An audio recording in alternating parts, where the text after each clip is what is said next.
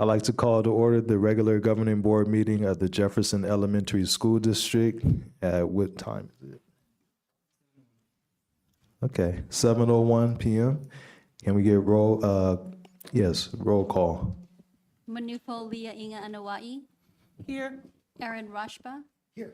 Anthony Sujisaka. Here. Andrea Jordan is absent. Shakil Ali. Here. Thank you. And we will ask the students from Ben Franklin to lead us in the Pledge of Allegiance.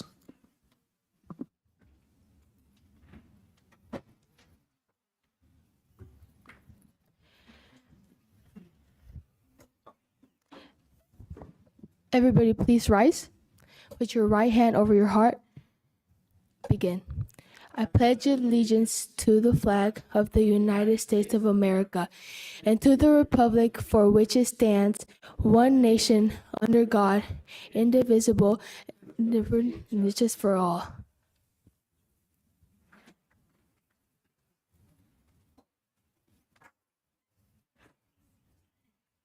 And do we have a motion to approve the agenda?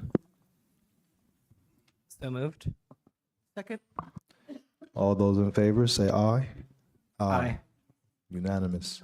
And now we'll have a public hearing regarding the dedication of a utility easement to the Pacific Gas and Electric Company for the Eastmore Heights Workforce Housing Project.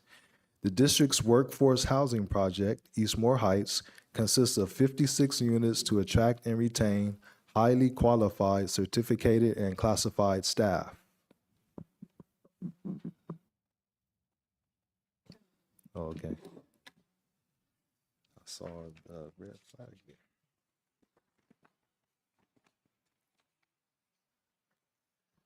here. Okay. The governing board of the Jefferson Elementary School District will consider input from the public on the proposed utility easement to the Pacific Gas and Electric Company for the Eastmore Heights Workforce Housing Project. And do we have any publics? We're just opening it? Open the Okay. public hearing. Okay, so we're opening the public hearing at 7:04.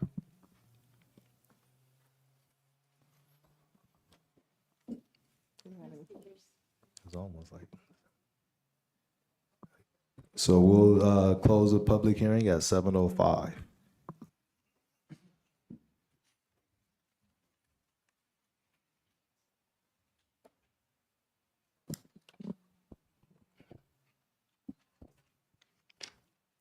Our next item 6, special presentations.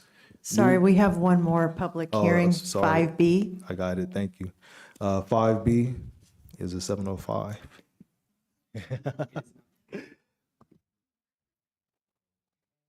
Okay, thank you. Okay, 5B, public hearing on proposed adoption of developer fee study and increase of statutory school facilities fee. The governing board of the Jefferson Elementary School District will consider input from the public on the proposed adoption of a developer fee justification study for the district and an increase in the statutory school facilities fee established by the district against residential construction and reconstruction at $5.17 per square foot and against new commercial or industrial construction at 84 cents a square foot as approved by the State Allocation Board on January 24th, 2024. Can we get a little bit of commentary on this? Is that all right, or? Sure. Developer fees, simply put, whenever there's new construction, whether it be commercial or residential, it's generally accepted that there'd be growth within families in the area.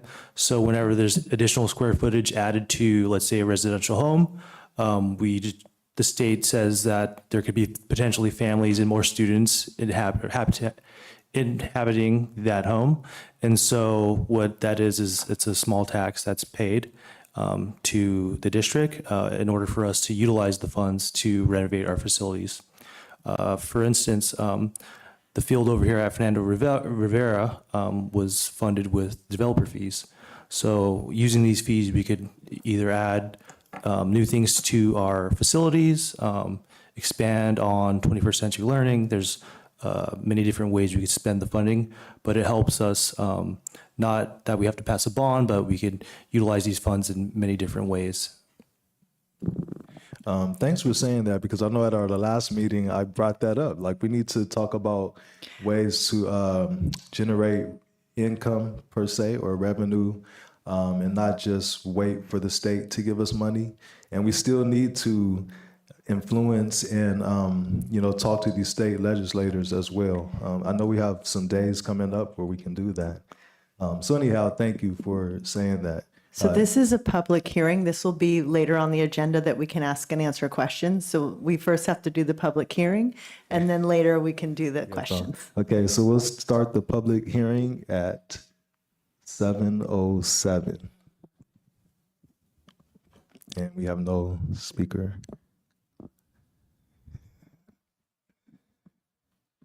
Okay, so we'll close the public hearing at 7:08.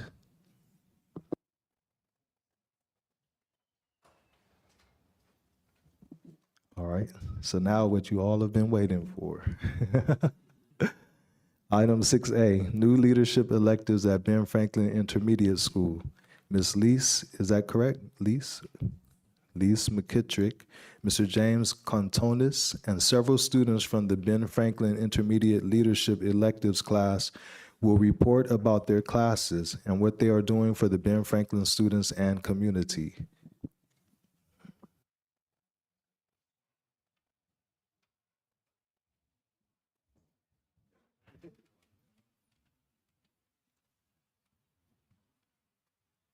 To be crowded.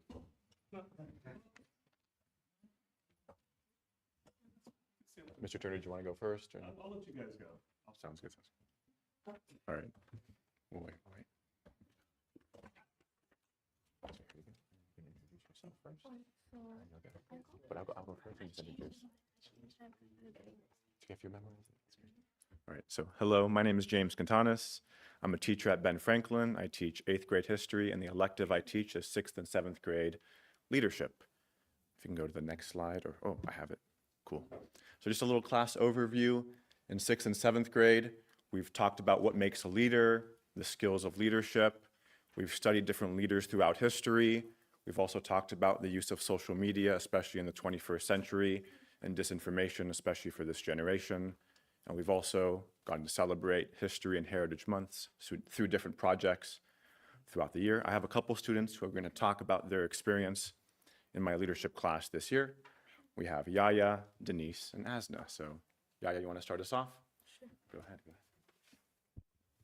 Hello, my name is Yaya Tanitra. I'm a student from Ben Franklin. I'm in 7th grade. For me, leadership is just a way that I can talk with my fellow leadership members, how I can express my feelings and everything with my friends. It's a way that I can be more open-minded and learn more stuff that can help me in the future. Leadership taught me that everyone is equal and no one is special than the other, and this is a good thing I should keep for the future. Thank you.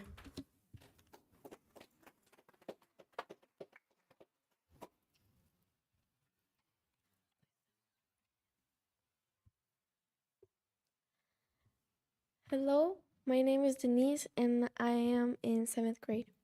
To me, leadership means being able to contribute inside the community of school, being able to put my part and being present in ways to help out make a better environment. Leadership teaches how to become a more open-minded person, just like a leader. We learn about them and try to show some kind of respect for them. And one way we've done that is by making posters of recognizable leaders that were not afraid to make a change in our world. And for that, they left a mark in history. Thank you.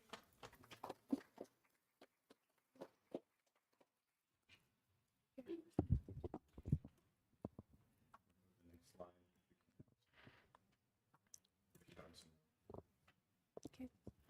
Hello, my name is Asna Madhu, and I'm in 7th grade.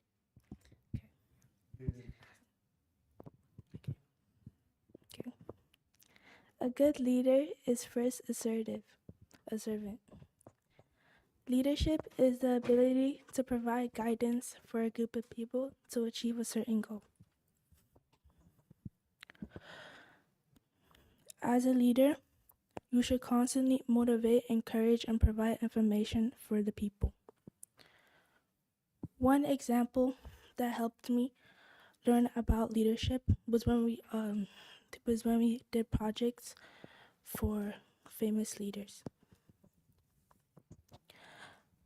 Learning about how they impacted the world and how they made the world a better place.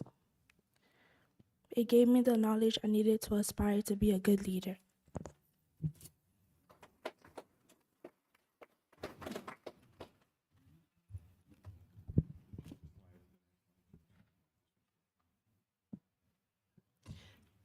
To me, leadership means an elective where I get to help the school by participating in activities like garbage cleanup, yearbook, and setting up posters.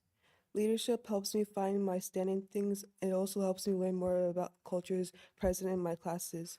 It's shown me how to help others out and lead in things.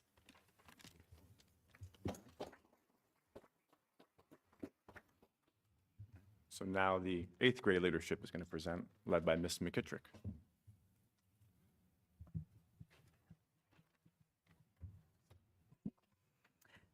Oh, yeah, if we could go to that slide. Perfect, thanks. Hi, Lisa McKittrick. I'm a 7th grade art and leadership, 8th grade leadership teacher at Ben Franklin. This leadership class has been going for a few years now, and it's a different kind of leadership class than the new 6th and 7th grade leadership class, in that what we do is more school activity oriented, fundraising type of things. And so I have with me four of my awesome leadership students. I have Aaron, Shania, and Samira, and Leo, who are going to tell you a little bit about what 8th grade leadership looks like at Ben Franklin. Hello, I'm Erin Hernandez. I'm in 8th grade leadership class. Today we will be talking about what we do in leadership class, such as we work in the source store, lunch helpers, recycling program, ballroom helpers, dances, a fundraising, spirit days, Red Ribbon Week, 2P, and Teen Tackle Tobacco.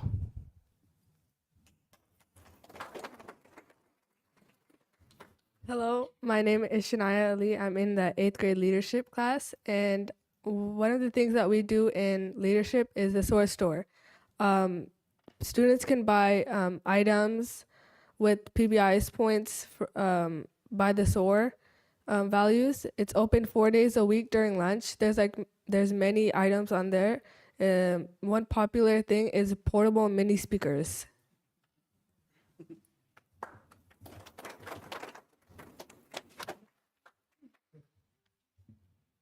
Also in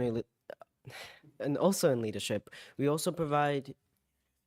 Oh shoot! My name is Leonardo Garcia, and I'm in 8th grade leadership in Ben Franklin. And we provide.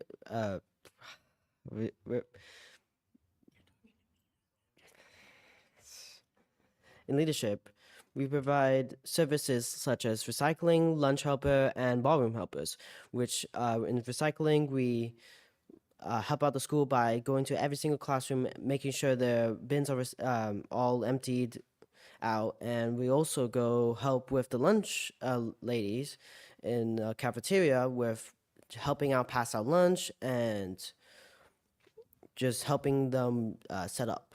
We also distribute balls during lunch for the blacktop, so all the kids could have all the equipment they want for the blacktop.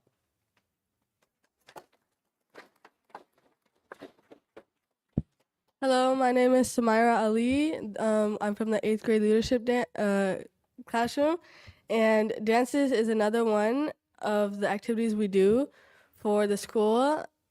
One of the dances we've done is a Halloween dance, which we did for Halloween, and we've raised a lot of money. How much did we raise?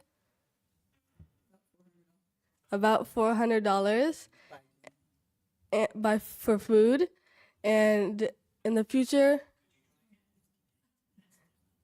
and for the tickets, it's free. It's just PBIS points. And in the future, we're currently planning an 8th grade dance for the 8th graders to have.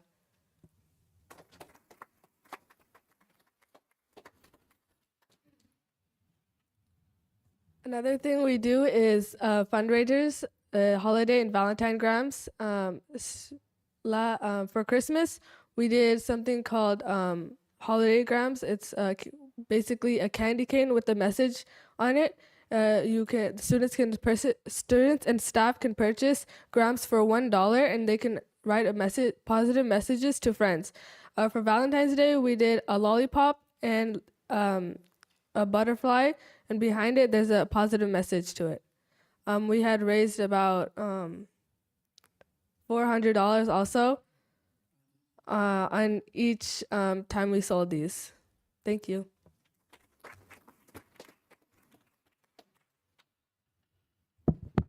Also in 8th grade leadership, we host Spirit Days every bi-week. So every Friday, usually on Fridays, we have these Spirit Days where we encourage students to wear some sort of theme for them to encourage school spirit and have them. We also reward them with PBIS points with just participating with the Spirit Day. So they either like wear something like a 49ers Day or they wear pajamas and they get rewarded because they're encouraging school spirit.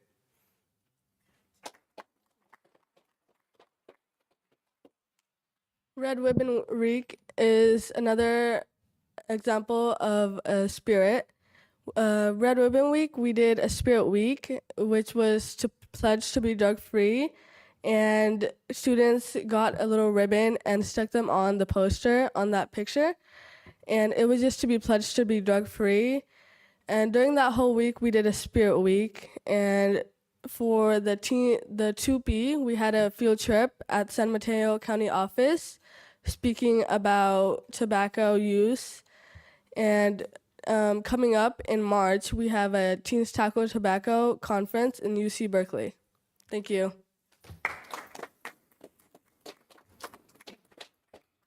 Thank you so much.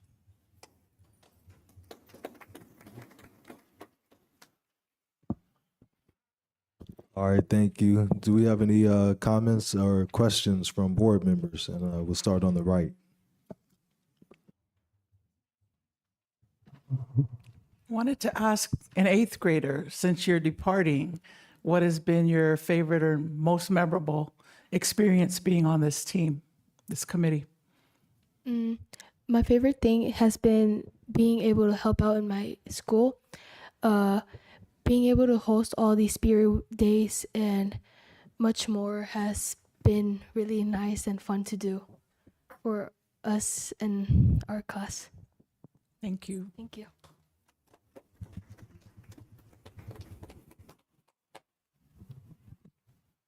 I wanted to ask a 6th or 7th grader if any of the leaders who they profiled really impressed them or surprised them, if they wanted to say which one was really impressive to them. Why?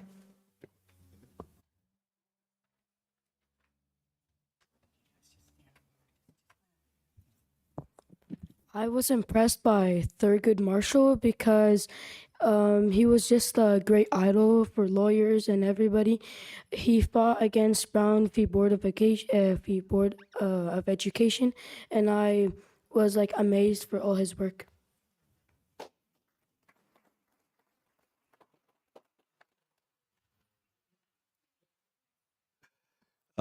Next board member. Don't worry, I won't ask a question. I just want to say thank you all for coming to speak to us and sharing your program with us. One of the best parts I think about being on the board, and I'm sure my fellow board trustees say the same thing, is hearing your presentation and also seeing such a dedicated young group of diverse leaders who are going to lead our future. And I think I see some future board members out there, so I think we better watch out. Thank you. Yeah, thank you so much. So you all did such a wonderful job tonight, and we're proud of you. Keep up the great work. Yeah, that's a perfect example. You know, we're the Board of Education for our district, and we definitely follow that example. We don't want a separate but equal education. We want equity for all students and high quality education for all students. So that was a perfect example of leadership, and thank you for that. Also, thank you to all the other students. You all spoke so eloquently. You know, your teachers, principal, everyone over there at Ben Franklin.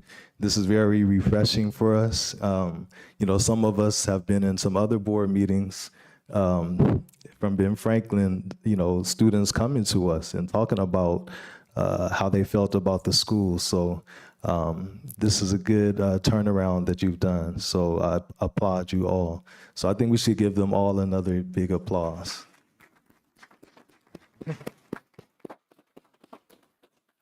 And we have some certificates of appreciation for you.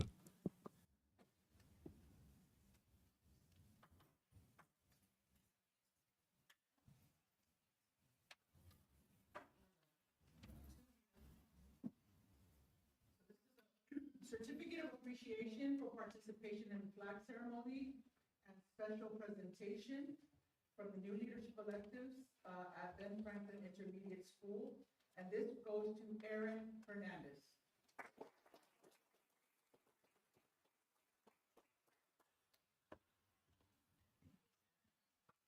Thank you. Can you use your microphone for people at home? Want me? Yeah, either way. Okay, I'm going to come to you, okay? This certificate of appreciation for participation in the flag ceremony and special presentation from the new leadership electives at Ben Franklin Intermediate School, and this goes to Leonardo. Please help me with your last name, Leonardo. Barcia. Thank you. Oh, he's got a mic. Okay, I have a certificate of appreciation for participation in the flag ceremony and special presentation, new leadership electives at Ben Franklin Intermediate School, to Samira Ali.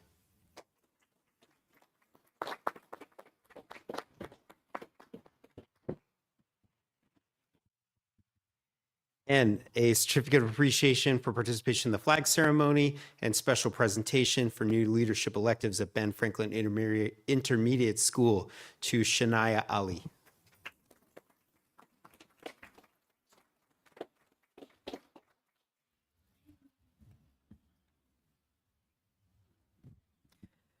All right. I have a certificate of appreciation for Denise Cavalos Marin.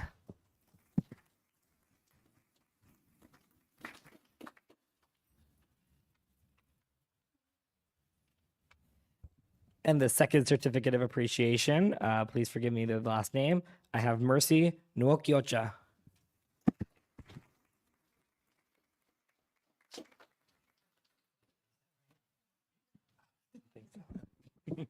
All right.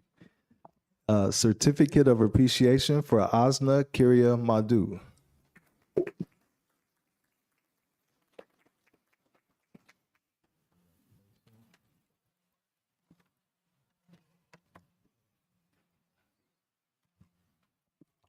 And certificate of appreciation for Yahya Tanatra.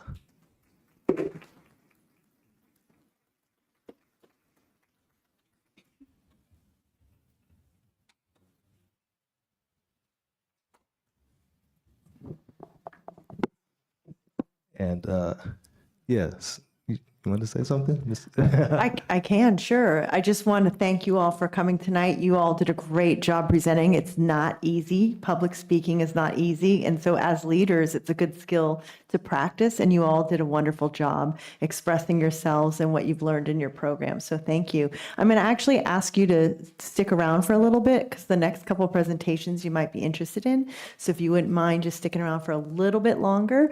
And then if you do need to leave, we understand. Thank you.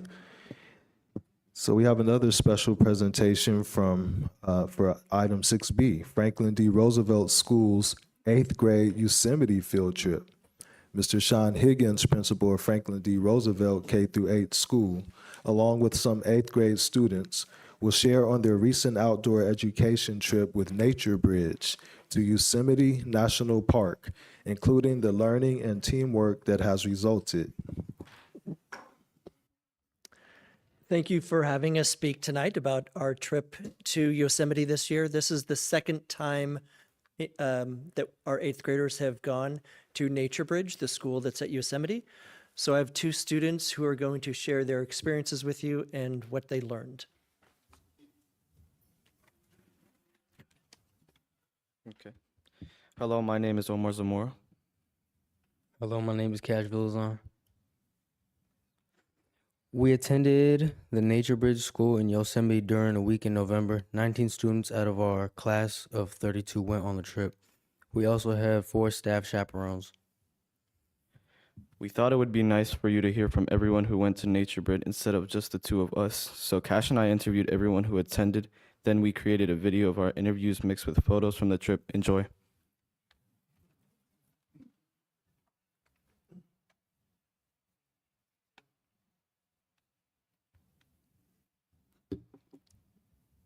What was your first thought when Mr. Higgins told you about signing up for Yosemite? I was excited. I felt excited. I was excited. I was really excited. What did you do to prepare for Yosemite?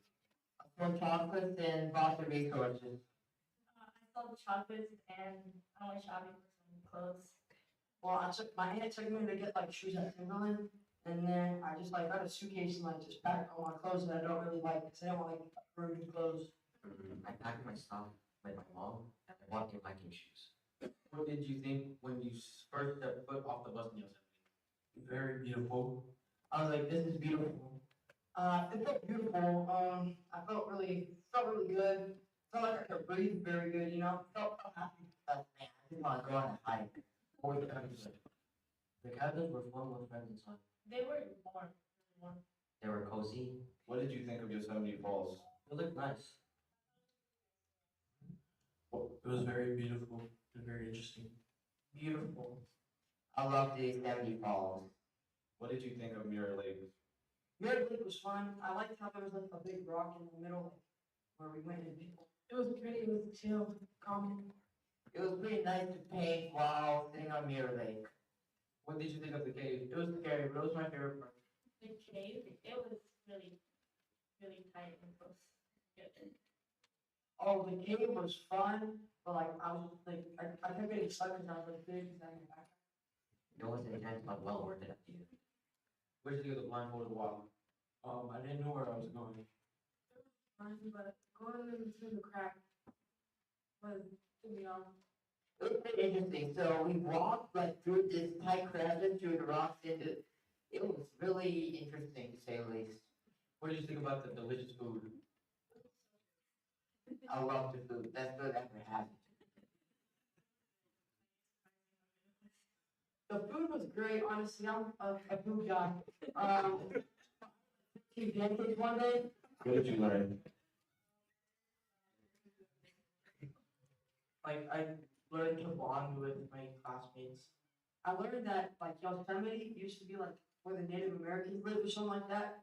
But now they're trying like Yosemite is working with the like Native Americans to get back in like get their land. I learned about the history of Yosemite. I learned about Yosemite's long history. What are you going to remember from Yosemite?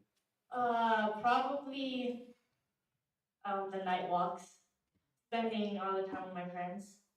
Definitely the hikes. Look, the views, those tall trees and the rivers, they're really beautiful. Being with my friends. It's the bonfire. All the fun memories we made.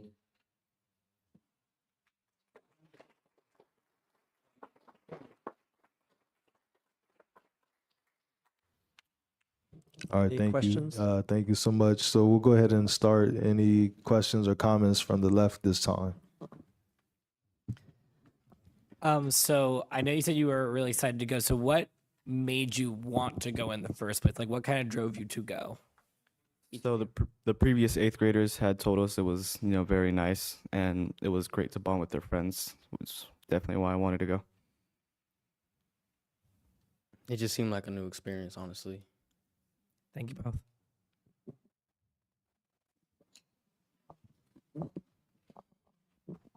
I was just curious how long it took to get all of that footage and do all the interviews.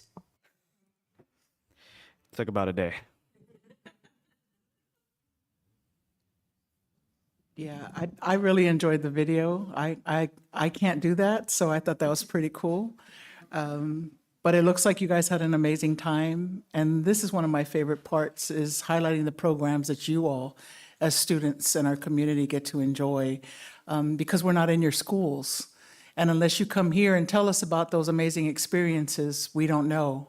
And so thank you so much for making my evening, and I'm sure many of us. So I hope that you guys continue to use this form of communication, because I found it very entertaining, especially the timeline that you guys were able to pull it together. It's challenging, I'm sure, to get everybody to give you the time of day to make sure you come up with this finished product. So thank you, to your principal, to all of the teams, and also to our students from Ben Franklin. I'm a FDR auntie and a Ben Franklin mom. So I want to thank you all for tonight's presentations and appreciate the courage that it takes to get up to the mic. But I agree with our vice president that there's some school board trustees emerging from those of you that stood up tonight. But thank you so much. And I'm not going to repeat everything that my colleagues said, but what I will add to it is that this is another example of leadership tonight, along with the other students, to kind of go along with that theme that you just put out there. Keep up the great work. Omar and Cash, I'm going to be looking out for you both later on, maybe, some budding filmmakers in here. But I do have some questions too, because I've been to Yosemite, and so I enjoyed listening to those interviews. But I want to ask you two, what are some of the things that you heard when you were out there? How did it smell? What did it feel like? So first, it felt like freedom, of course. It smelled like outside. And I think overall it was just really great getting to, really experience nature, something that you don't often get to do. And yeah. I forgot what he said. Can you repeat what you said before, please? I just wanted to know more about how did you feel? What was kind of some of the things you saw out there? Did you hear some sounds that you don't necessarily hear here in Daly City, animals and things, Yeah, I heard like a lot of birds, more like more like over there than over here. And like, smell like trees. Thank you. Okay.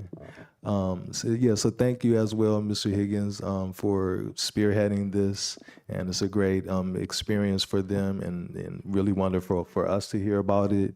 And we have some certificates for you too.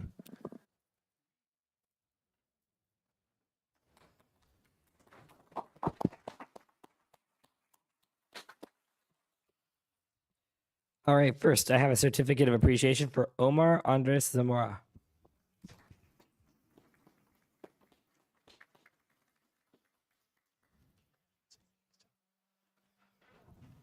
I have a certificate of appreciation for participation in the special presentation for FDR's 8th grade Yosemite field trip to Cache VA Zone.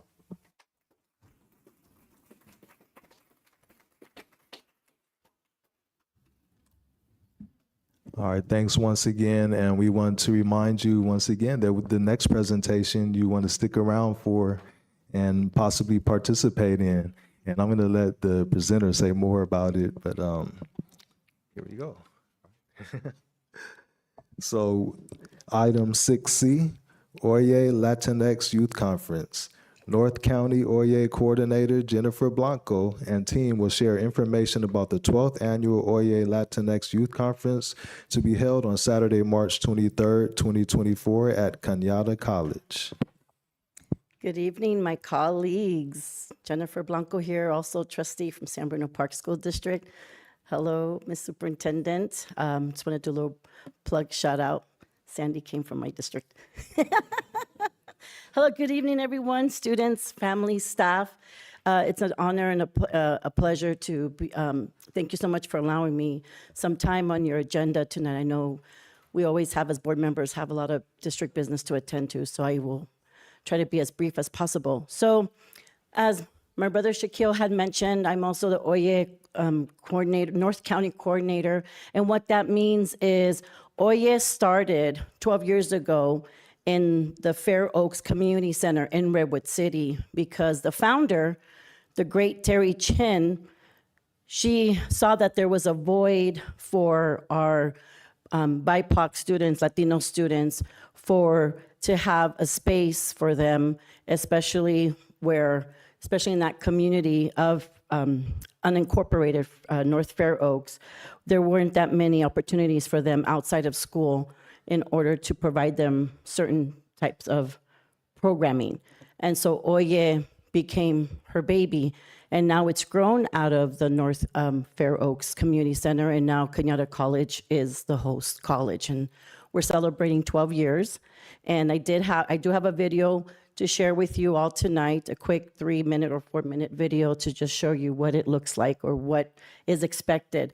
So Oye provides various workshops for Latino youth, and for their parents. We have translation, we have keynote speakers, we have entertainment, we provide a light breakfast and free lunch. Everything is free. We also provide for school districts here in the North County. My responsibility, I put that on myself. I wanted to bring more of our North County students to the South County and for our students here in the North County to take advantage of this beautiful program. I first became familiar with Oye when my now 16-year-old was in 4th grade, and I attended my first Oye, and I have been addicted ever since. 4 years ago, I invited myself to be part of their planning committee, and so here I am, I stand before you, and I can totally bear my testimony to you. It is an amazing program. There's nothing else like that here in our county, and I'm privileged and honored to be part of the Oye Familia. And so we ask our fellow colleagues, superintendents, staff members of our district, and also families to bring your students to Oye and become strategic partners and part of our Oye Familia. Once you come, you're not going to want to leave. And so I want to say thank you to Jessica for reaching out to me and so we had the communication, and so we are looking to have Jefferson Elementary School District students, parents, and staff attend Oye this year. As Shaquille mentioned, March 23rd, 9 to 3.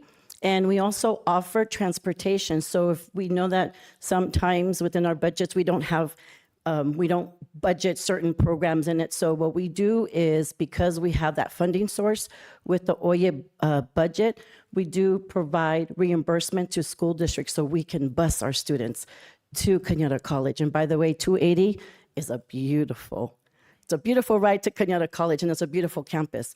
So we look forward to having students, your district, be part of our Oye Familia this year, March 23rd, 9 to 3 at Cañada College. So I think if I did send you the flyers again, so if you can show them really quickly, we do have students. And just you don't have to be Latino to be part of it. All students, all parents, all staff is more than welcome to come. We invite you. We want you to be part of our Oye Familia. So these are the flyers. I'm hoping you all have seen them. It's going out, correct? Right? Okay, great. And then, so we have Alejandro Vilches. He's going to be our keynote speaker. I don't know if any of you are familiar with Schoolyard Rap, but this is an organization that has the gentleman, Brandon Grill, was a teacher before, but he teaches through rapping to our students. So it's education through entertainment.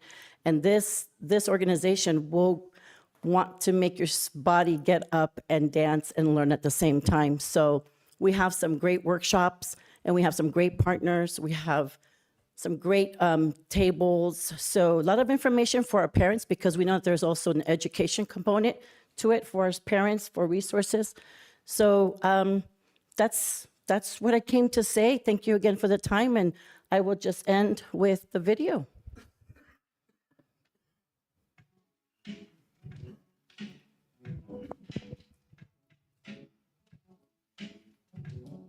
We are at OEA conference today in Redwood City. We got a ton of youth here today and some of their parents. It's been a great day. Talking to a lot of youth, seeing their passions, seeing their struggles, and just being able to relate to them and just what they're going through.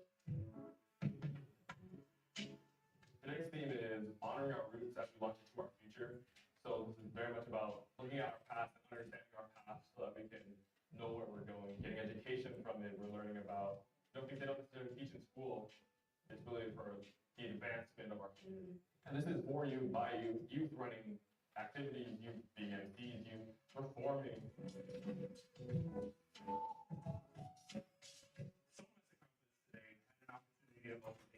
The workshop is amazing, from community to knowing all about yourself, to seeing the light bulb go off in a lot of participants. It's just like, wow, this is something that I can make that difference. I can be that person in my community. Younger people are deciding to join in on events like these because it's nicer to hear about it earlier on and also know that you have a community as a young person doing this. Being comfortable and knowing that there are so many other people who have similar experiences with this and having a platform to actually do it and speak their truth and add on to other people's truth is really nice.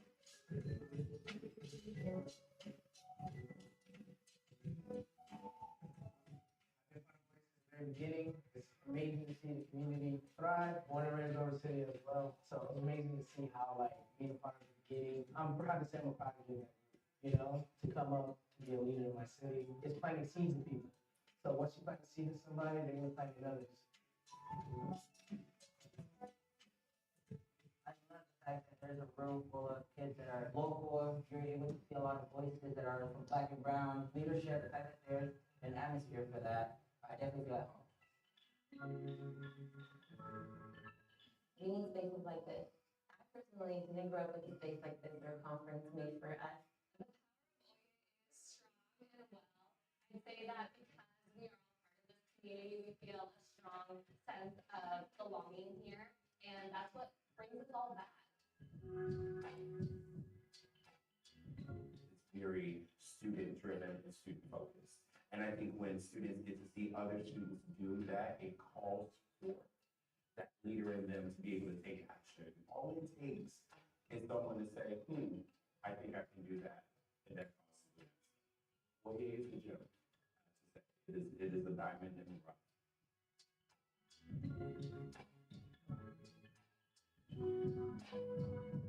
Come out. It's super fun. You can tell that everyone's excited to be here, and we're all just connecting with our friends, we're all connecting with our mentors. It's engaging and it's meant for you. You truly will not forget your experience with OEA because there's so many different resources here. Truly, information and knowledge is power. And here we get to bring the best of all that and the community aspect. Now that I've had the opportunity to be here and look at everything they have to offer, it's amazing.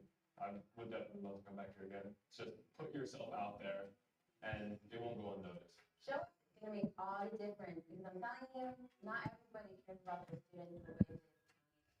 So show up, show out, y si se puede.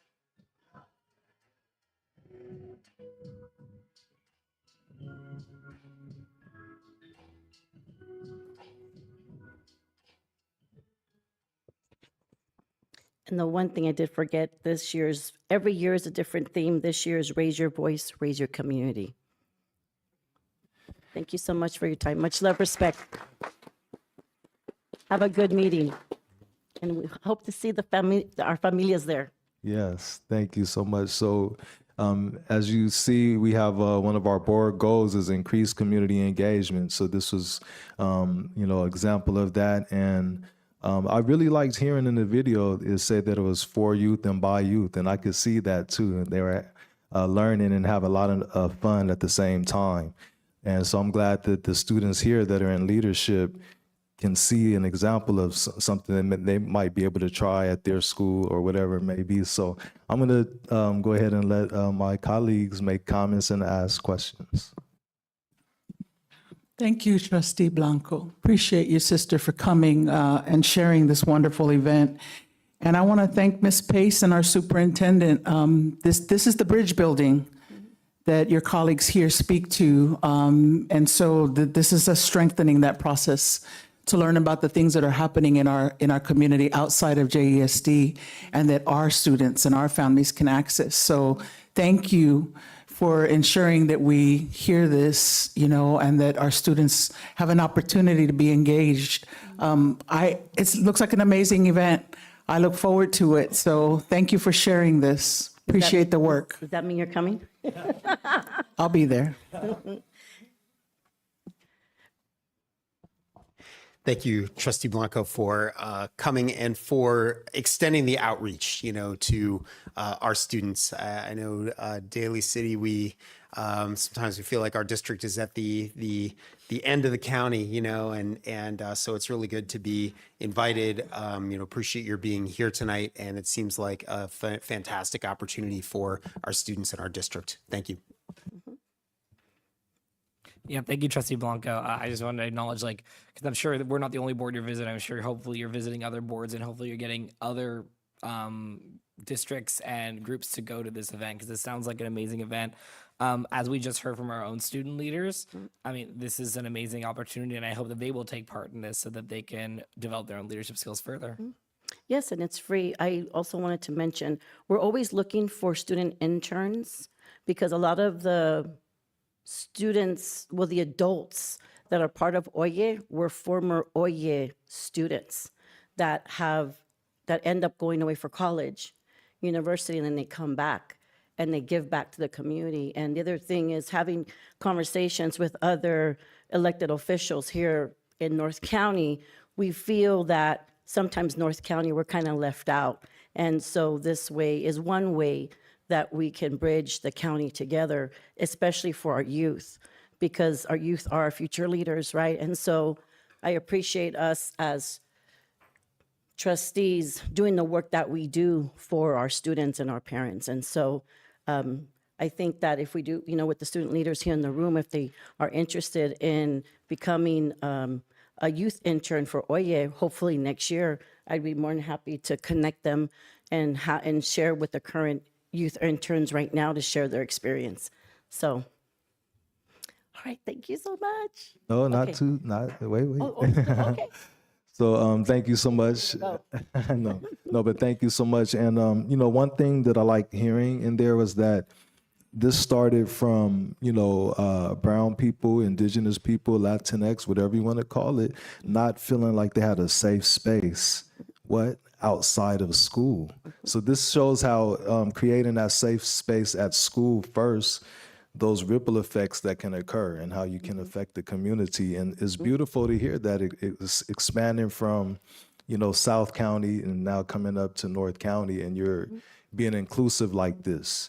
And really setting an example for other school board members in our county that, we're not just elected officials, but we're trustees in our neighborhoods, right? So these are your neighbors and family members. They're not just our constituents.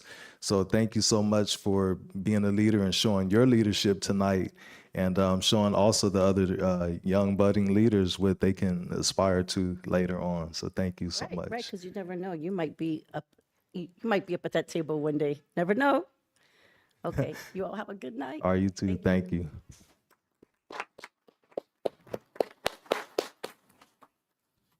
So we will remind the students and families, if you need to go home and get your homework done, that's fine. If you want to stay and watch us, that's fine as well.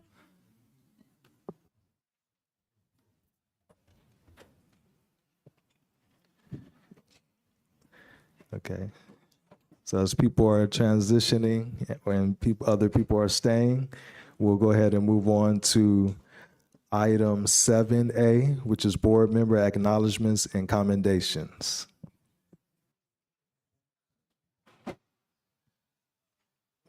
Yeah, I'll start on my left.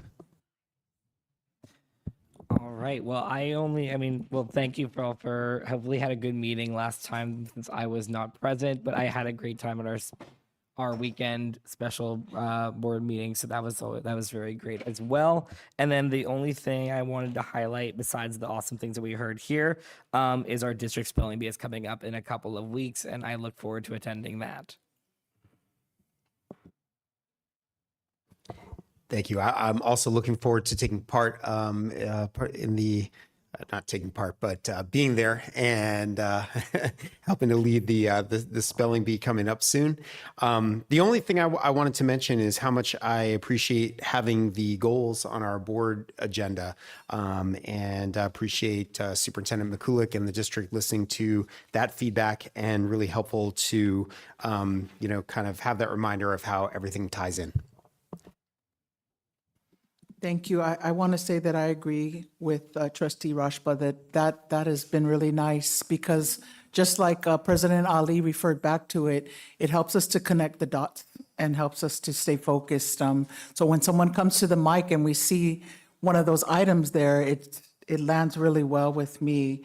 I also appreciate our fellow trustee Blanco coming out. I would love to see more of that. I think our last meeting, we talked about how we're engaging differently. And during my time on the board, this is a very unique experience that I appreciate, and I look forward to seeing more of it. And so I loved hearing that, she was intentional about making sure that she touched as many people as she could. So thank you, Ms. Pace. I heard your name lifted. I am not surprised, okay?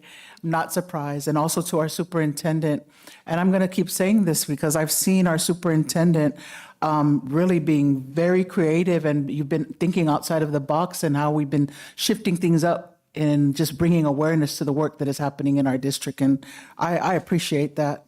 I really do. And so I will not be able to make the spelling bee, but I look forward to hearing the updates from it.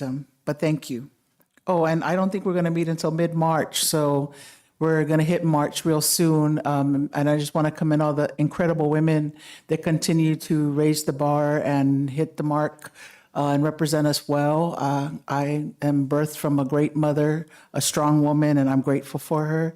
I know that President Ali has a strong mother too that I look up to. I've seen her in the community for many years. And I just wanted to mention, because some might not be here at the end of the event, I will share it with the superintendent. On March 27th at CZI, the Chan Zuckerberg Institute, we have Pacific Women Wave Makers. And this is the first time we've been able to pull all of our Pacific leaders, female leaders from throughout the Bay Area.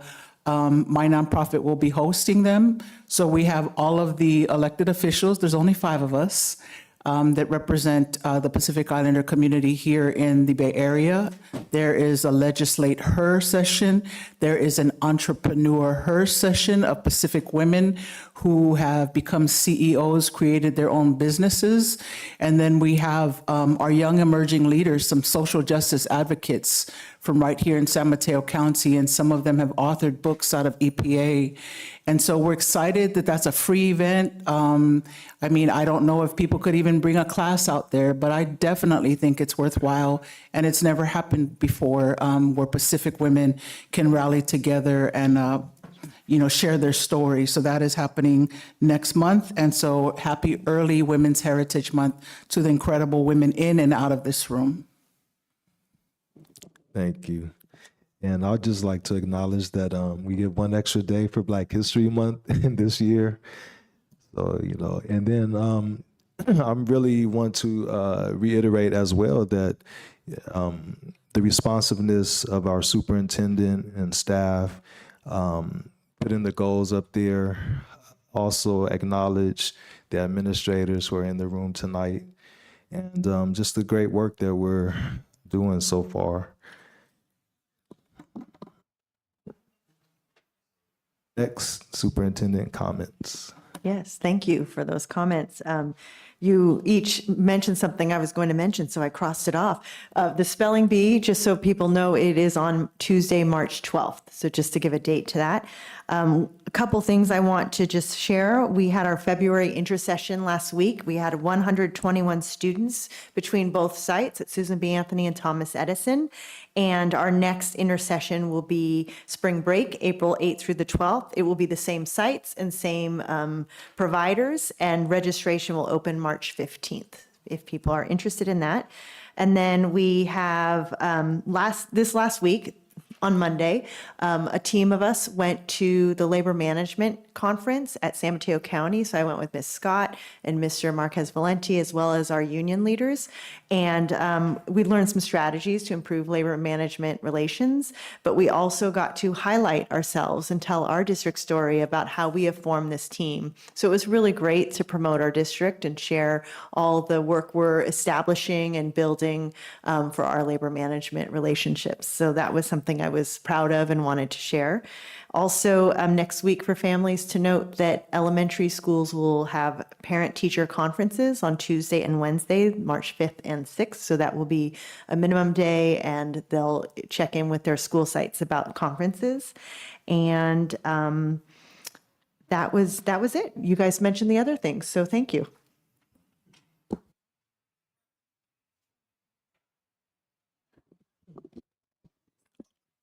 Thank you. Item 7C, persons wishing to address the board. Do we have any speaker cards? Oh, okay. Let's move on. Item 8A, consent agenda. The administration recommends approval of the starred items on the consent agenda. Do we have a motion to approve? I'll move to approve the consent agenda. Second? We have a first and a second. All those in favor say aye. Aye. Unanimously approved. Item 8C, 2024 CSBA Delegate Assembly Election.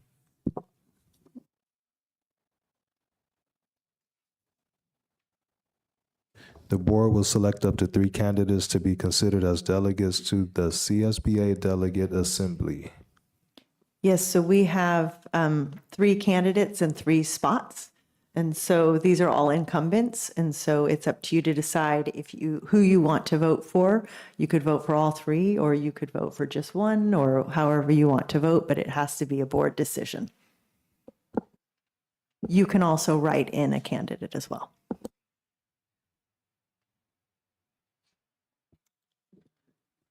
So did anyone have any preference for this?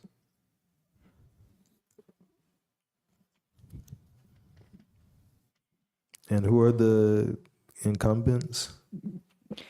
The incumbents they're in the attachment. Oh, yeah. And Want me to say them? I have them. do you right have here? them right in Yeah. front of you? I was about to It's open it. Chelsea Bonini for San Mateo County Office of Education, Sophia Lane from Cabrillo USD, and Patricia Murray from South San Francisco USD. We know at least one of them. 2 of them. So I don't really have any preference. So, I mean, do we want to, well, first of all, do any of you have one of them or any of them that you for sure want to recommend or consider? I can jump in. I actually, having worked with them, I would like to support the 3 candidates. I concur with that. Well, that sounds like a motion in a second. Okay, all those in favor say aye. Aye. Aye. Unanimously approved. I put it as roll call. I'm not sure if that's necessary, but just in case, let's do a roll call. Okay. Miss Oh. Miss Leah Inga Anuai, Aye. Mr. Rashba, Aye. Mr. Sujisaka, Aye. Mr. Ali. Aye. Unanimously approved. Thank you. Item 9C, Local Control Accountability Plan Mid-Year Report. Ms. Pamela Scott, Assistant Superintendent of Educational Services, will provide the board with the mid-year report on the plan for the 2021 to 2024 LCAP goals. And just looking at this, this covers goals 1 through 5.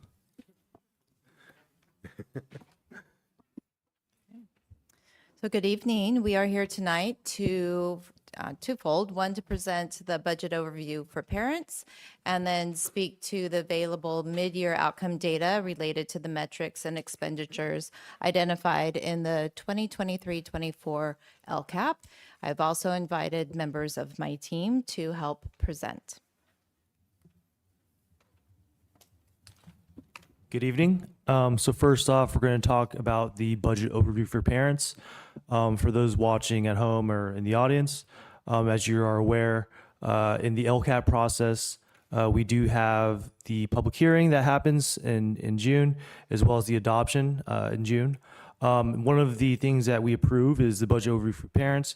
It's a very high level look at what are the total revenues that are granted to the district by the state via the local control funding formula, or better known as LCFF, as well as the other state funds, local funds, federal funds, and total revenues that we get as a district, as well as the total budget general fund expenditures. So from the projected budget, which you all approved on June 28th, 2023, we were expected to receive $88.8 million in revenue with $86.5 million in expenditures. The data that we're looking at here is through first interim, so that is of October 31st, 2023. As you can tell, the revenues went up $2.2 million to $91.1 million, as well as the expenditures rose $8.9 million to $95.48 million. A lot of these things I've covered in the first interim, and I'll be covering more of them at second interim. But this is, like I said, just a eagle eye viewpoint over the total budget as it pertains to the general fund and local control funding formula.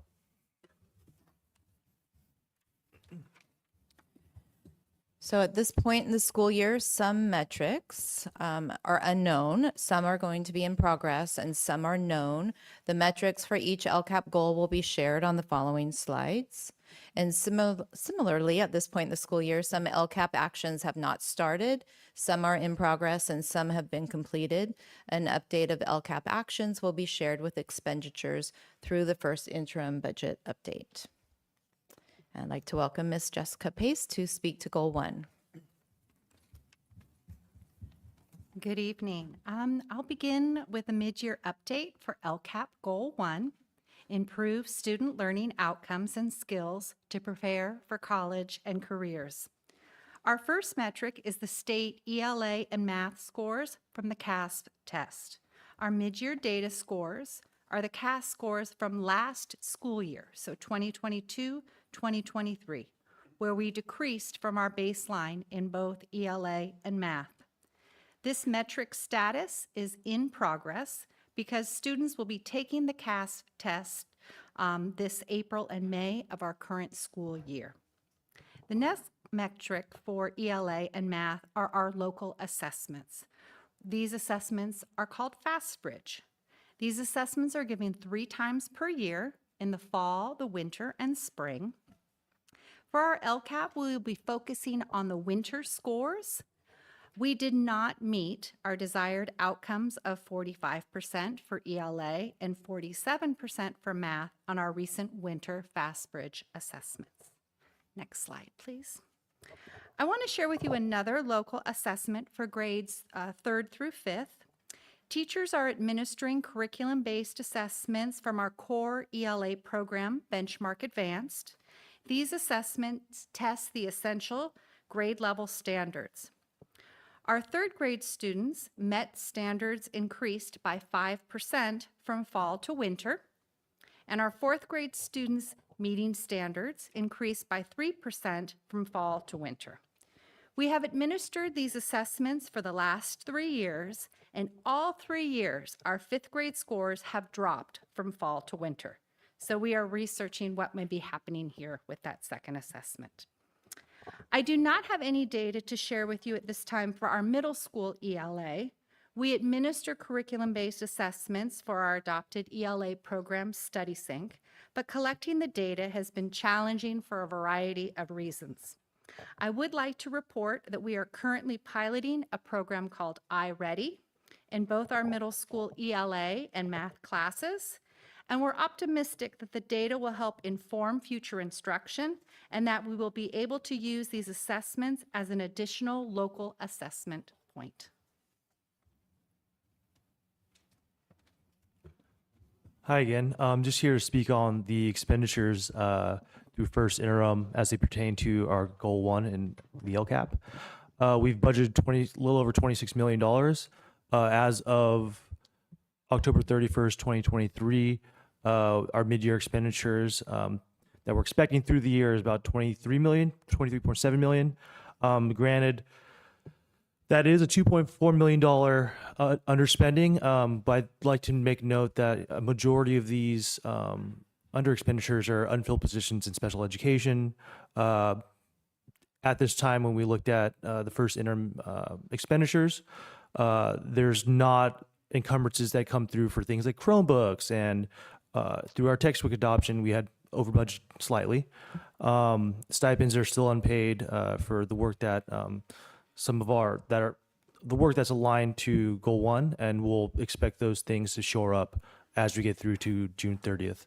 Some of the actions out of the 20, I think almost 30 actions within goal 1, standard aligned materials and supplies, information technology support, librarians, arts and music instruction, SPED staff, summer learning programs, and our MTSS teachers.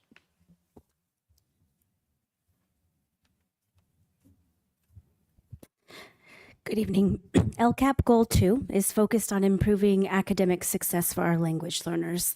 This broad goal was developed 3 years ago because our language learners were not showing sufficient growth in ELA and math on the CASP. 52% of our language learners were not meeting or exceeding proficiency in ELA, and 62% were not meeting or exceeding in math. The metrics used to monitor English language progress are focused on language acquisition skills in order to support academic progress in ELA and math. Our first data point is the English Language Proficiency Test, or the LPAC, and measures language proficiency. Our goal for students is to maintain a level 4 or to progress at least 1 level on the LPAC. Our goal for 23-24 is to have 65% of our language learners making progress. For the 22-23 school year, 52.4% of our language learners made progress towards English proficiency. This goal is still in progress as we await our summative LPAC data for this year. The next metric tracks our reclassification rate. Our desired outcomes is reclassification rate of 28%. Last year, our reclassification rate was 13%. This goal is in progress as our reclassification rate is calculated and we reclassify students throughout the year. Another metric we use when looking at progress of our language learners is the progress of our EVER ELs. An EVER EL is defined as a student who has had an EL designation at any point in their academic career. It includes students who have been reclassified and current language learners. Our LCAP measures the growth of EVER ELs in ELA and math on the CASP. This goal is also still in progress as we have not taken or have CASP scores for this year.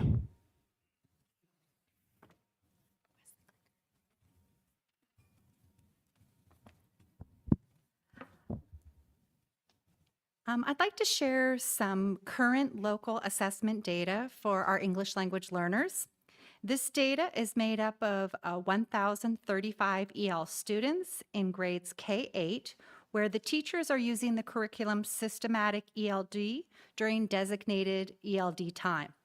The blue columns are fall scores, and the red columns are winter scores from this current month. This data shows that our English learners students are improving their language proficiency.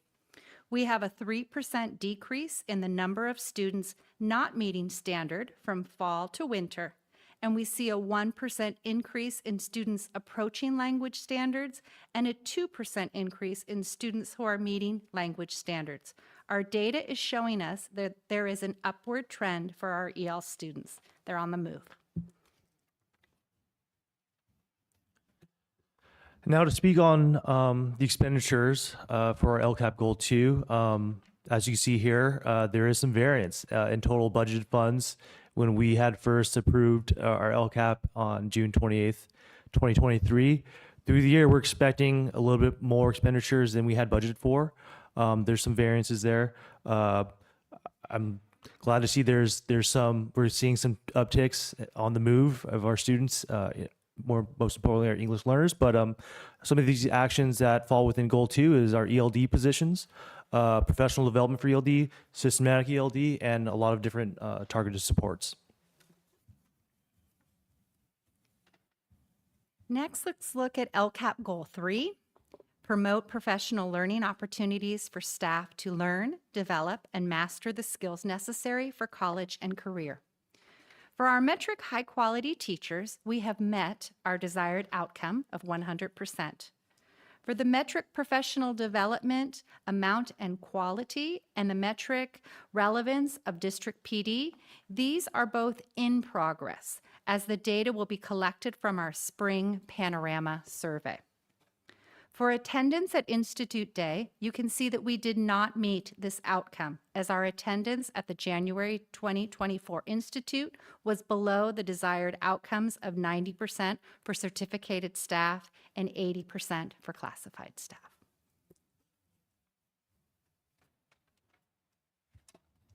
So in an effort to support our work with Universal Design for Learning, UDL, Tony Baroni and I held a training session for our collaborative teacher leaders at the end of January to explore the UDL lesson design framework.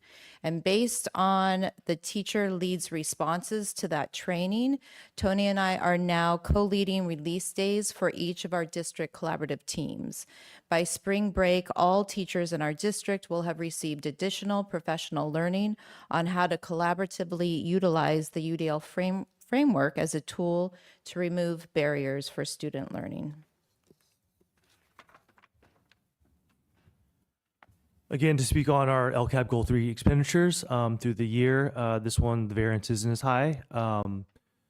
Actions that are included in Goal 3 are highly qualified teachers, professional development during our Institute days, new teacher induction, as well as the instructional leadership teams. And as we progress through the year, we could most certainly these budget to actuals will shore up. But like I said, this is data from October 31st, 2023.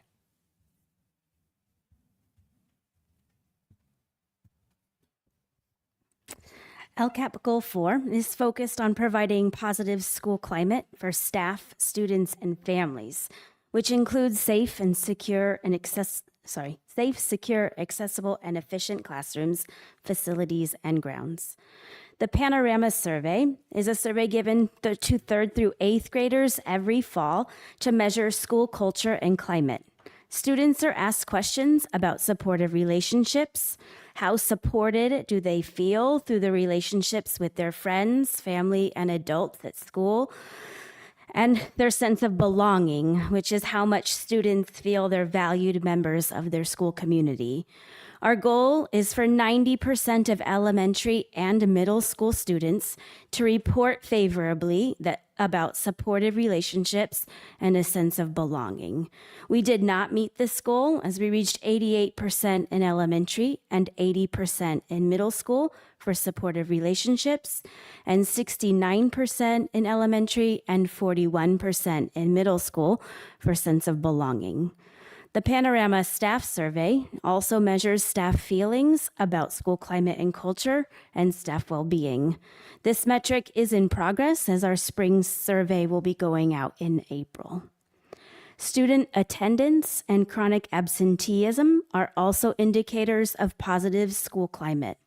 Our baseline data shows that 8.3% of students were chronically absent district-wide. Our desired outcome for the end of this year is 2.3% of our students chronically absent. During the 22-23 school year, our chronic absentee rate was 22.4%. Our current rate, as of yesterday, 19.94%. Remember that this is based on the number of completed school days and can go up or down depending on student attendance. So this goal is still in progress. Another metric we look at is decreasing an overall suspension rate for students district-wide. Our goal is 0.5%. Last year, our district rate was 2.4%. And Ms. Scott and I will go into a little bit more detail about attendance and suspensions here in a bit. I'm going to talk a little bit about attendance first. So we wanted to provide some data for you. Chronic absenteeism by school site and also by grade level. So you can see some trends possibly emerging from both of those charts. We wanted to provide you with a little additional context for this year.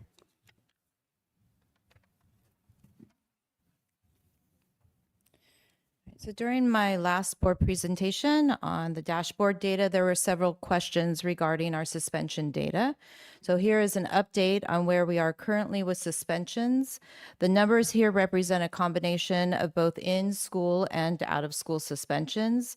To date, we have had a total of 127 suspensions, which equates to 90 students total. Of that, 44% were female and 56 are male, 10% Asian, 4% African American, 13% Filipino, 61% Hispanic, 5% white, and 7% multiple ethnicities. The top 3 reasons for the suspensions are fighting and causing harm. Second is creating a hostile school environment. And the third one is bullying, tied with possession, selling, using illegal substances. So we have 2 middle school principals here tonight that I'd like to invite up just to speak to this data, Mr. Ben Turner and Miss Megan Jennings.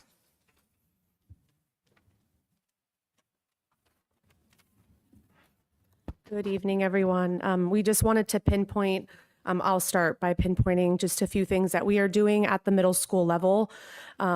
Reducing suspensions in middle school often involves implementing a multifaceted approach that addresses the underlying causes of why the behavior is happening. We have restorative practices in place. We are implementing restorative practices that focus on repairing harm, restoring relationships, and promoting accountability. That's a big number when we see it. A lot of those are in-school suspensions and some homeschool suspensions. A lot of the in-school suspensions, students are given a project or something to work on while they are doing in school. We also have our PBIS program. So we're currently in year 5 of our framework that reinforces positive behaviors through a system of rewards and recognition. We have SPARK, Safe, Positive, Academic, Responsible, and Kind.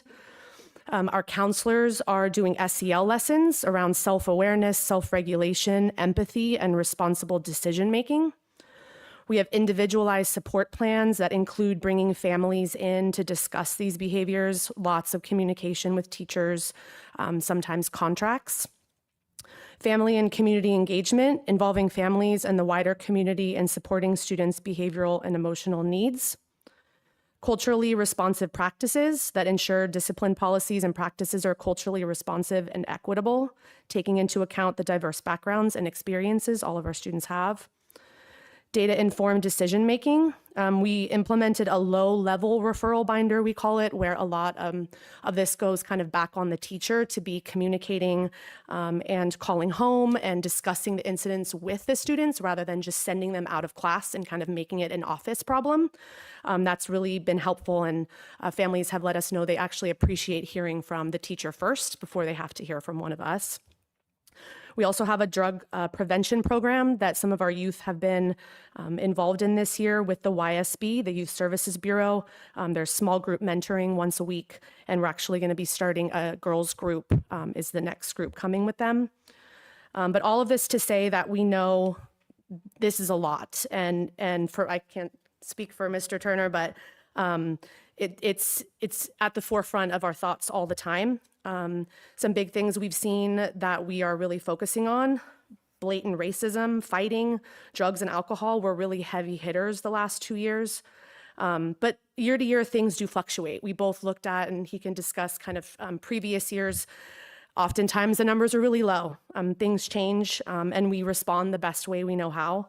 But all of this to say, we want to continue to provide a safe and positive environment and an education that our students are proud of and our families are proud of to be in this community. So I'll turn it over to Mr. Turner.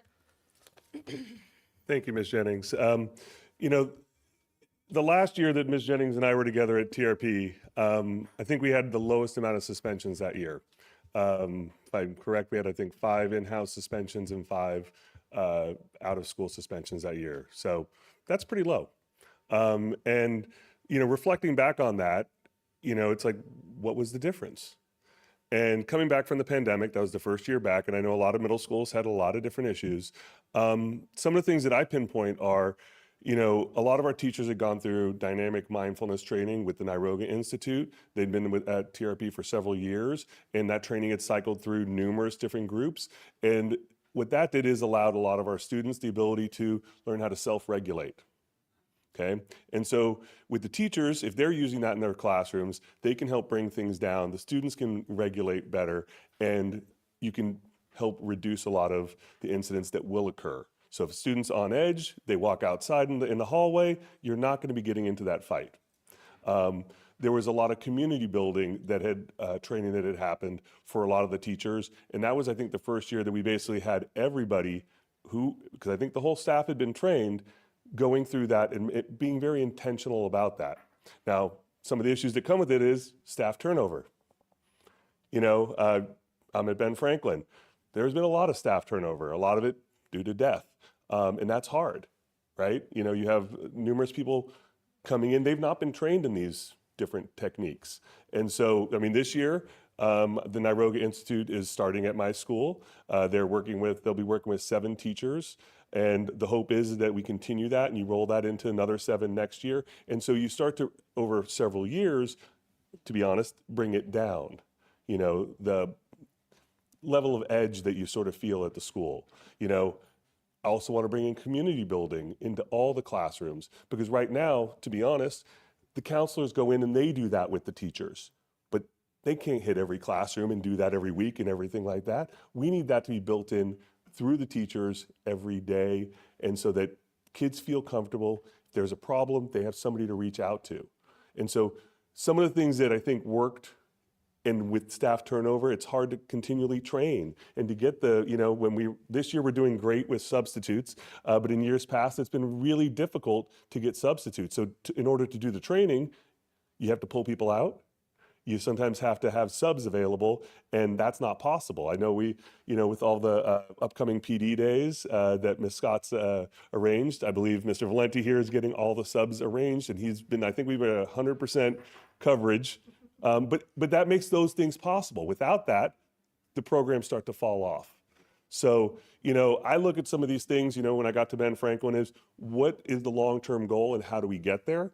And some of the things that I think really helped reduce suspensions and reduce sort of, you know, the tension on campus are some of the things that I'm bringing there, but it does take a little bit of time. So.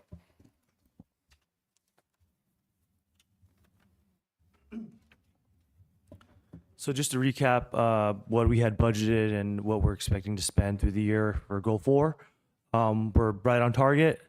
Some of the actions within this goal include attendance monitoring, PBIS, or positive behavior intervention supports, lots of care for our homeless and foster care youth, supports, youth cinema project, social emotional learning services, and one that I left out here was our counselors.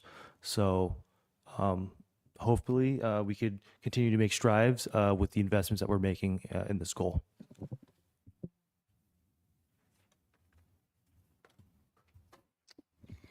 Goal 5 focuses on promoting district successes through improved parent and community engagement. To measure this, we're using the Panorama Parent Survey. The family survey, we want the family survey to be Overall favorable. It has not been sent out yet. It will go out to families in April. Our goal for the April survey is to get 90% of our families to respond favorably. And then I'm going to skip PIAC and talk about DLAC. We're measuring quarterly participation for our District English Language Advisory Council. We've had 2 meetings this year, with a third happening in March. You can see we're inching our way towards our goal of 20 parents, stakeholders on this committee, and so this goal is also marked as in progress. And I'm going to speak to PIAC. So PIAC is our Parent Involvement Advisory Council, and that structure was in place to have representatives from each school site meet to provide input on parent engagement and our LCAP goals. Over the 2 years prior to this year, it was very difficult to get more than a handful of parents to attend those meetings, even though they were virtual. So this year, Dina and I changed the structure because it didn't feel equitable to only listen or have the voice of 5 parents in our district. So instead, she and I have attended 13 different school site council PTA meetings at different sites and gathered family input. And we've also attended 7 student meetings for student input. And those have been very informative, and we feel much more inclusive of a collective voice in our district. And our goal is to go back to those meetings and share with them how we've utilized their input to help build LCAP. So we have exceeded the goal of 50 parents through a change of structure.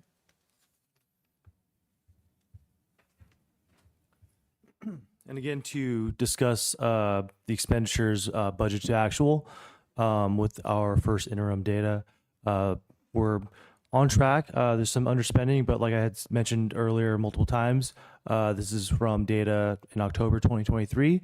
And as we progress through the year, and we're expecting to see some fluctuation in our spending. Some of the actions that are included in Goal 5 are community involvement or family nights, family surveys, community partnerships, and various different communication platforms.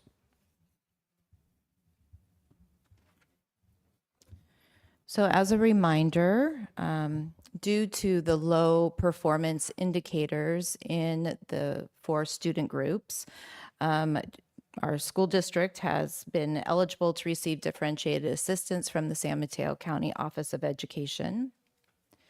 So as a reminder, differentiated assistance is the second level of systems of support within the local control funding formula legislation, and support for school districts is provided by county offices of education. So the support we are receiving from San Mateo County Office of Education is to help JESD meet the needs of each student with a focus on building our capacity to sustain improvement and to effectively address disparities in opportunities and outcomes.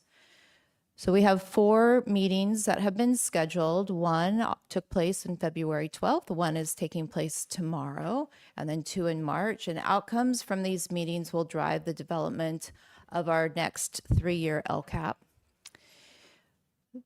We put together improvement teams to support the work we are doing with San Mateo County Office of Education. Those teams are academics. We will have one for ELA and one for math. There is a suspension team and then another team working around chronic absenteeism. All members of Ed Services Department participate. We have 3 principals, 3 elementary teachers, 3 middle school teachers, 2 special education staff, 2 AFT members, 3 classified staff, 2 ELD MTSS specialists, 2 counselors, 2 family liaisons, 1 vice principal, and 1 community schools coordinator. So our focus is really looking at these 3 questions to help us guide towards solutions. So what is it we're trying to accomplish? What change might we make? And how do we know that the change is working? It's the cycle of continuous improvement. At our first meeting, we looked at our current LCAP goals and actions and metrics. We discussed within our teams the actions related to the topic, either academics, absenteeism, or suspension. We discussed what do we think is working and what data are we using to measure that progress. We spoke about additional actions that we're doing that are not included in our current LCAP, and had a conversation about how are we monitoring and measuring effectiveness. And then each group looked at one specific action that they wanted to learn more about or had concerns around the implementation. And then the teams worked together to create or craft a problem of practice statement to really dig down deep into what is the specific problem that we're trying to solve. That work will pick up tomorrow, and we'll continue to develop the root cause analysis and next steps. So again, we meet tomorrow, 2 more times in March.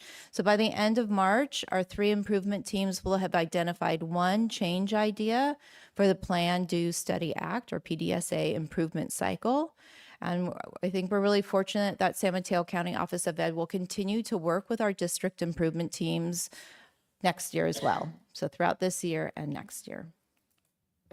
So thank you.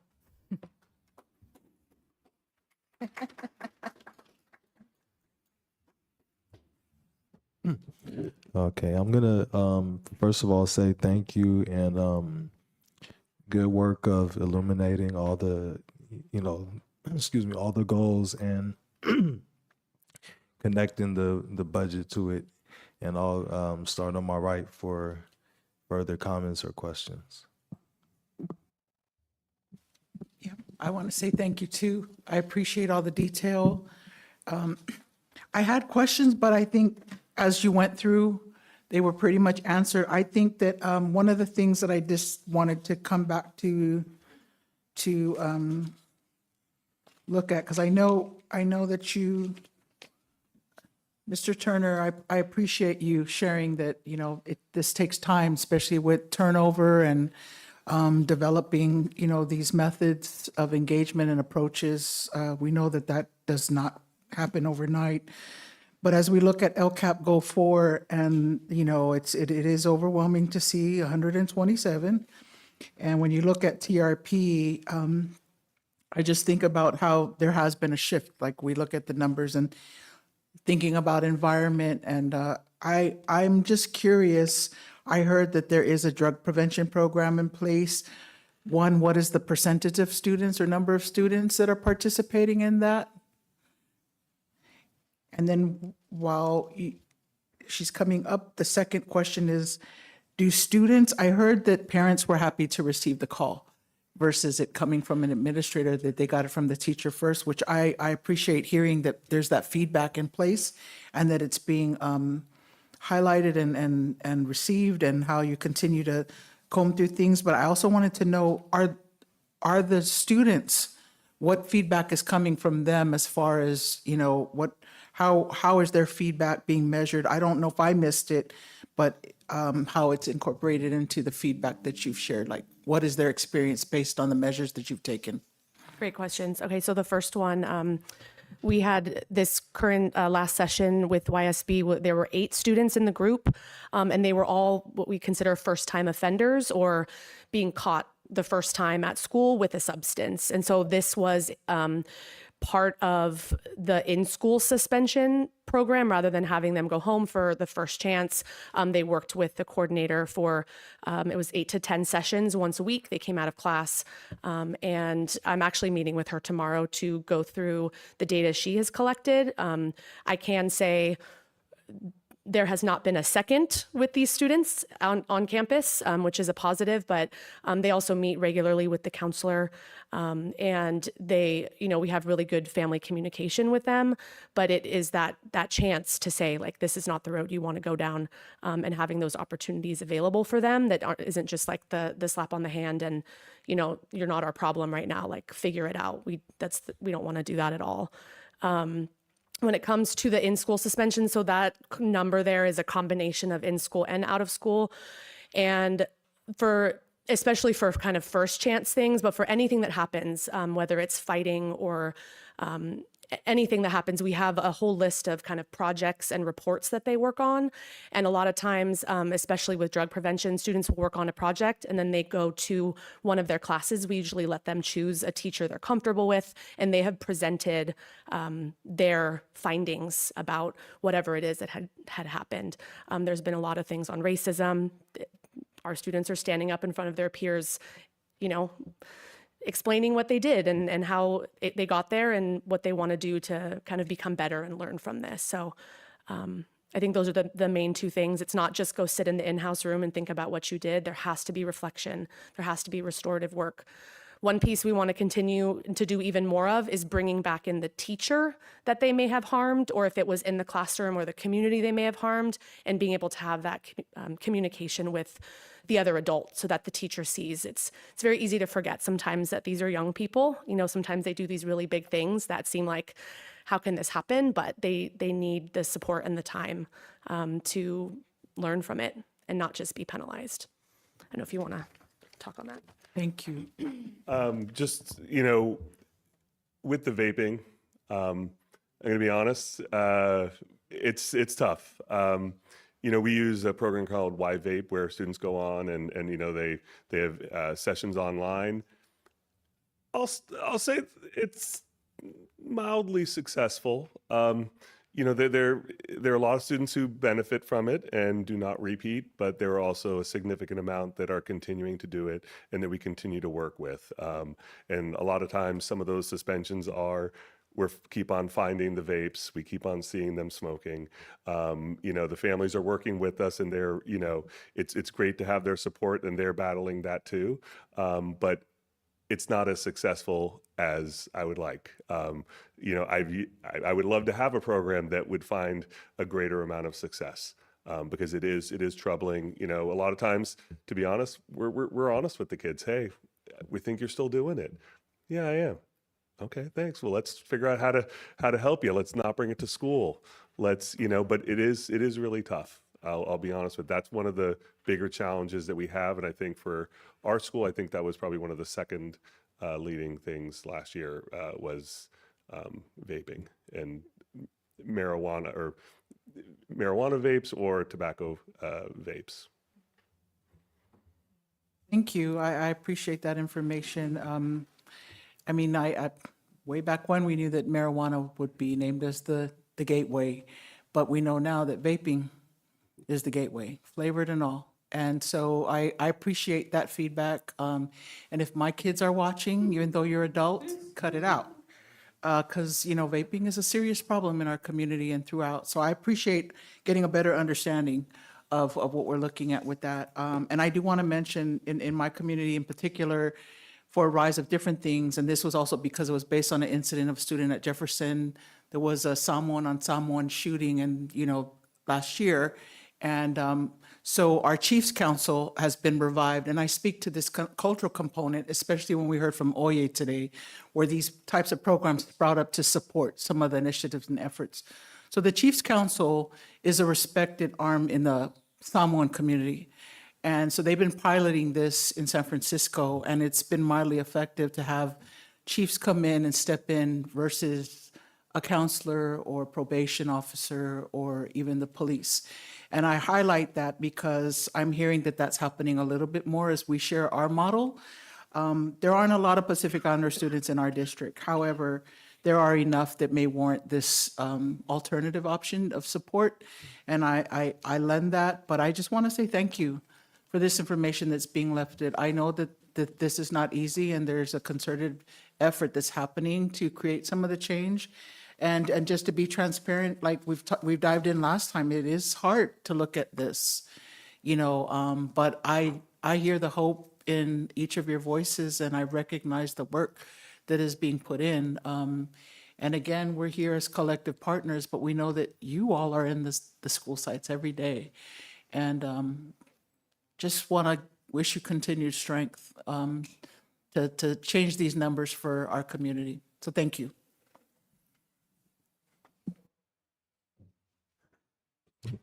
Yeah, I really appreciate your digging in on Goal 4 and speaking to the challenges and approach and that we're making on suspension.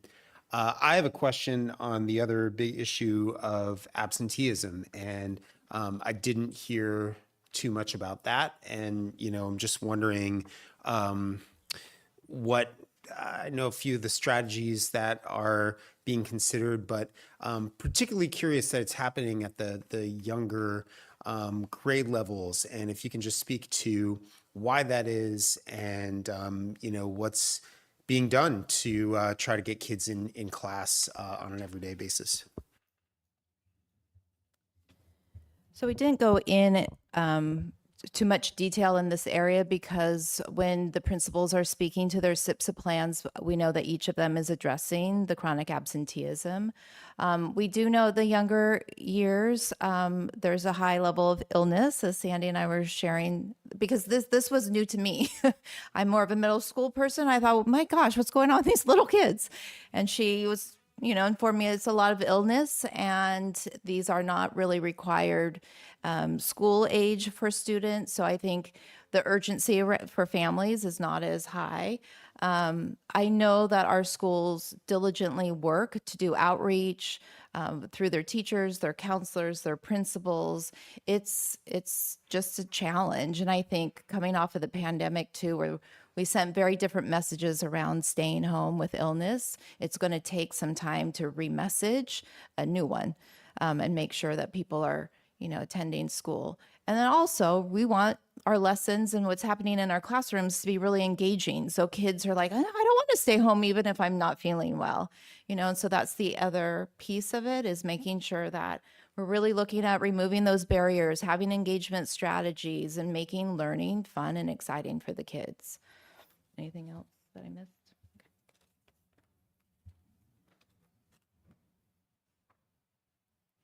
So throughout the presentation, I gathered a lot of questions. I ended up with one. And so this is a question I do ask constantly. Actually, I've asked it a couple other times.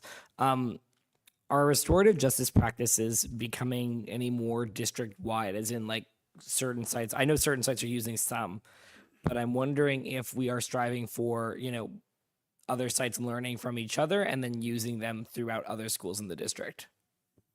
So we have a restorative practices committee that has met 3 full days now. We have 1 more day this year.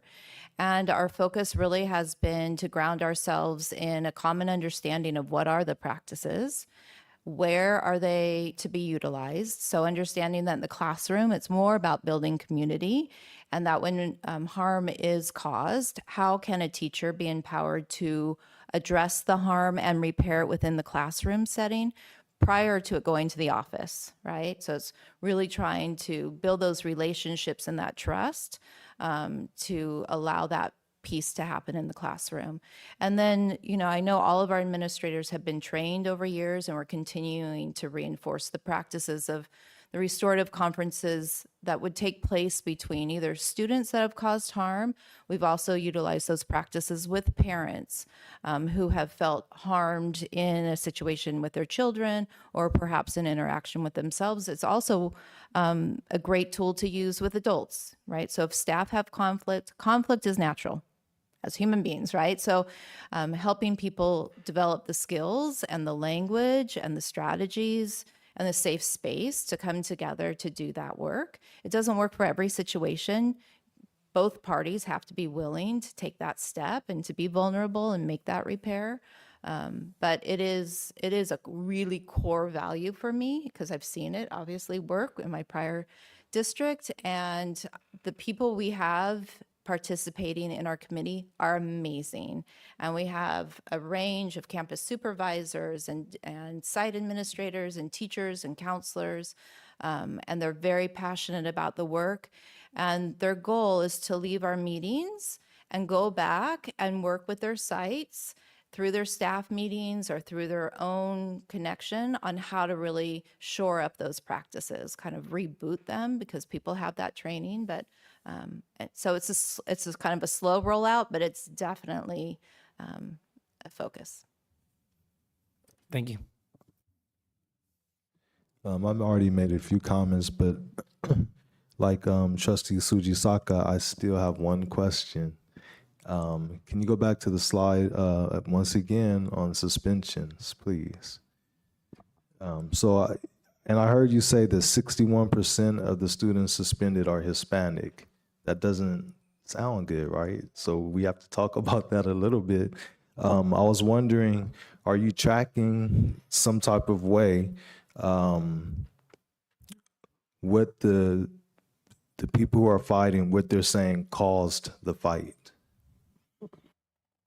You know, so the same way with the chronic absenteeism, you were able to hear, oh, with the younger students, it's illness. You know, so what are you hearing about what's the cause of the fights? When we look at individual fights, we sort of will dig deep into what the cause is. Believe it or not, this year, most of the fights that we've had have actually been from friends who are no longer friends. It's been unfortunate because some relationships have deteriorated to the point where nothing was resolved. A lot of times they've been working with our counselors. And to be honest, we were very disappointed because we'd actually put a lot of work into some of those situations and thought that things had been resolved. A lot of times the families had actually been in contact with one another, but yet things still occurred. Last year, I would say, at least for Ben Franklin, a lot of or more incidents happened outside of school, after hours, that were a little bit beyond our control. Some of those things, being new to the school, it was harder to get a gauge on what was going on. I think this year we haven't had as many incidents outside of school, which I think is maybe we know we get the pulse of what's going on and can hopefully solve some of those things inside. I don't know, Ms. Jennings has. Yeah, so far that's good because I'm thinking about peer mediation, and I don't know how many schools have it, but I know when there's a conflict, they have the form that says, well, what was the cause? And so you can kind of track it that way. But this actually helps to hear that you do have some sense of, that it's friends fighting, previous friends, and this sounds like an opportunity for the leadership students to have a seminar or whatever you want to do, because I don't want to get to the point of micromanagement. So I'll stop right there. But I will say it is disappointing when we've been working with them diligently and yet something happens. Sometimes it happens a month later and you're like, but if there's a problem, for me, the big thing is communication. If it's coming back up and it's coming back to the surface, come and talk to us. There is no need for violence. And that's the big, the hard part is when it does rise back up to violence, it's heartbreaking and it's disappointing for the families. And the families are, the one thing I do want to say is all of our families, when we contact them for when anything that happens, they've been so supportive in trying to make sure it stops. They're really the community partners that we're looking for. I've yet to find a family that's not willing to work with us. So really big shout out to you. I was actually going to mention the families too. I think we're both big proponents of bringing everybody in, no matter how uncomfortable it is. We have had full families from both sides in a conference room together with like a counselor and kind of a mediator. And it takes some time to get to that point, but it's really important. I think another big thing is asking the student once everybody's calm, oftentimes a few days later, what did you need that you didn't have that caused it to get to this point, right? Oftentimes it's just, I should have told somebody, or I went home, I'm so mad and I didn't talk about it and I thought about it and then it got posted to social media and then the next day I saw his face and that's just when it happened. So the communication is huge, but a lot of our young men and women, it's very, very hard for them to admit fault or admit that they need support. And it has to come from us. We have to be willing to be vulnerable and say, we all need the help and support, but you got to ask for it. But oftentimes it's that, I just spoke to them. How did that happen 5 minutes later? Piece, but we keep going. Okay. Yeah, so all of this to me sounds like restorative justice. This is, our challenge, and I know we can meet it. And it's also not a coincidence that we had Trustee Blanco here tonight and showing us, Oye, and how the students are going to have to heal themselves. It's going to have to come from them, but we can help create those conditions, and then they have to take it and run with it. So let's all put our heads together and try to tackle this challenge. I mean, I will say with the restorative practices, you know, a lot of times when we have students go through it, and that's their first time, you know, going through that process, and the majority, I'd probably say 85, 90% are not repeating those activities, you know. So it is, I love the process, and I think it really works well. What is tough is there are times when students, it does not work for them. And those are some of the challenges that we have are for some of those students, where even though it seems genuine and it seems like the change is going to be made, it happens again, and it happens again, and it happens again. And we're working with the district office to try and, you know, figure out the best solutions for that. But overall, it is a wonderful practice. Okay, thank you.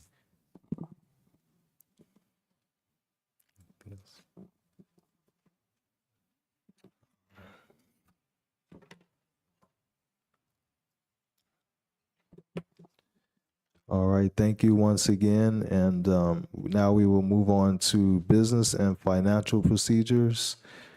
Item 10B, resolution number 240228, authorizing the dedication of a utility easement to the Pacific Gas and Electric Company for the Eastmore Heights Workforce Housing Project. The administration recommends the board adopt resolution number 24-02-28, authorizing the dedication of a utility easement to the Pacific Gas and Electric Company in relation to the district's Eastmore Heights Workforce Housing Project.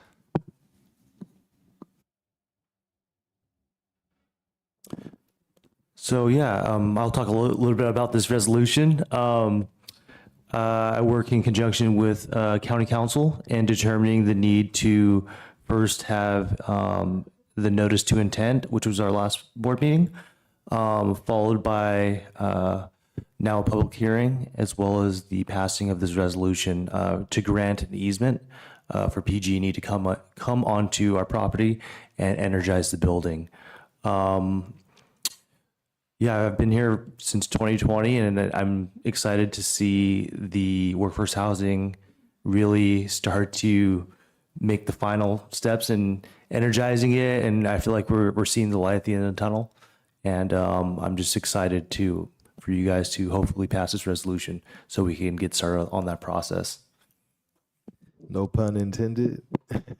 The light. So you're hoping to see the light. We're at the tunnel, but now we want to see the light. So we got to get that switch on, right? So do we have a motion to get this switch turned on? So moved. Second. We have a first and a second. All those in favor say aye. This is a resolution, so we do yep. need a roll call. Thank you. We got too excited. Can we get a roll call, please? Miss Leah Inga Anawai, Aye. Mr. Rashba, Aye. Mr. Sujisaka, Aye. Mr. Ali. Aye. Unanimously approved. You want to? Yay. Okay. Item 10C, resolution number 24-02-28A, adoption of school facilities fees. The administration recommends adoption of board resolution number 24-02-28A, developer fee justification study for the district, an increase in the statutory school facilities fee on new residential construction and reconstruction at $5.17 per square foot, and commercial industrial development at 84 cents per square foot. The proposed fees are authorized by Education Code Section 176. Again, to speak on this matter, the developer fees are critical for us in terms of either expanding or renovating or thinking of spaces differently within our school district. With all the different commercial projects that are coming to the forefront with our sister school district, Jefferson Union High School District, and the developments that are coming, we also reap the benefits of, alongside them, of these different commercial projects. and we get developer fees that we could utilize in our schools. So I'm glad we're able to bring this to you guys for approval. We're allowed to bring to the board for inflationary increases every 2 years. So the last time this was done was 2022. So I'm just want to get some clarification on the justification study.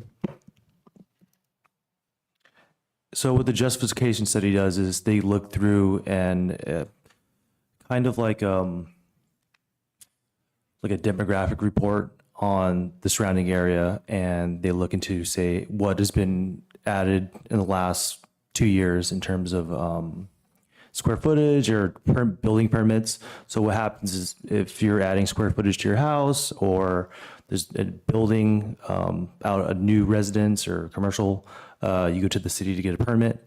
In determining and getting the permit, they talk about the square footage. Whenever there's square footage added, it's what they factor into it is additional living spaces are going to foster in families.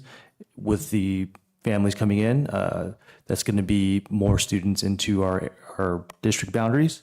With that, since state funding is limited in terms of the bonds that the state can sell and give to school districts all over California, this is just another way the state gives us the authority to capture some of these fees in order to put into our schools.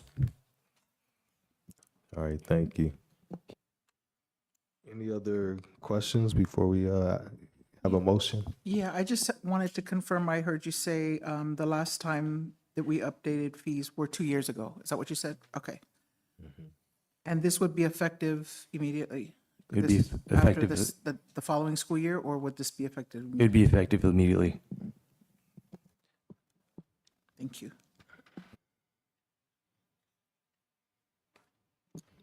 So do we have a motion or any other questions or? I'll make a motion to approve adoption of this resolution for a developer fee justification study for our district. Do we have a second? Second? This is a roll call. Miss Leah Inga Anawai. Aye. Mr. Rashba. Aye. Mr. Sujisaka. Aye. Mr. Ali.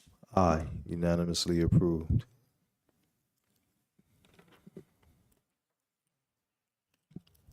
Item 11, governance team member comments, reports, future agenda items, and board meeting reflection. And we're going to start on the left. Well, first of all, I wanted to say I was very happy to hear from our multiple student presentations. We always love hearing our students. I really want to appreciate the Ed Services team for their very thorough presentation on the mid-year report. It was very thorough. Went through almost all. Again, I usually have a bunch of questions, and it seems like Pam's starting to see through my questions and answer them before I can even think of them. One thing I'm also looking forward to is hearing more about the restorative justice, and hopefully hearing more about trusted adults. That's something I failed to mention, but hoping that we can develop our students to build relationships with trusted adults, and therefore getting that information that Mr. Turner was saying about saying things before they happen and really building those trust relationships. Also extremely happy for that restorative committee, and happy leap year, everybody.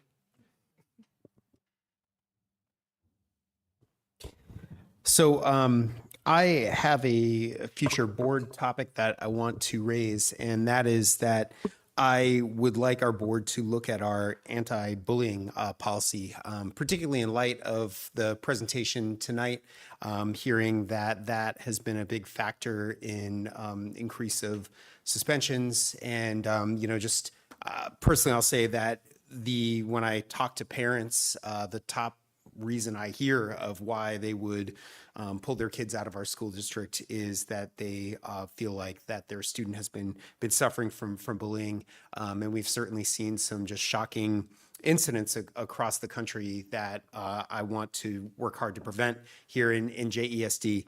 Right now, we have a very lengthy board policy on bullying that I know was last approved in 2020.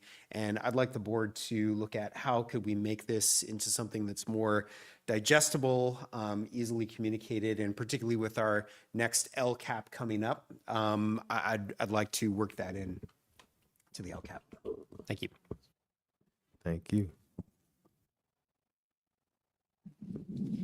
Thank you. I want to say that I appreciate just the conversations that we're having.